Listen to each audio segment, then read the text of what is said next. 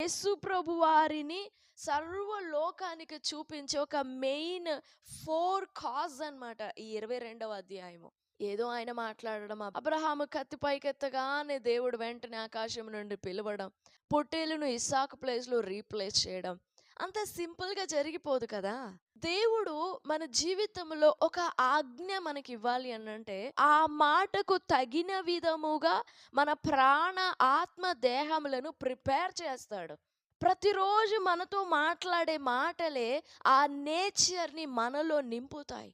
అబ్రహాము ఎందుకని ఆ మాటని అంత సింపుల్గా నెరవేర్చగలిగాడు అని అంటే, అబ్రహాములో దేవుని స్వభావము రూపించబడింది.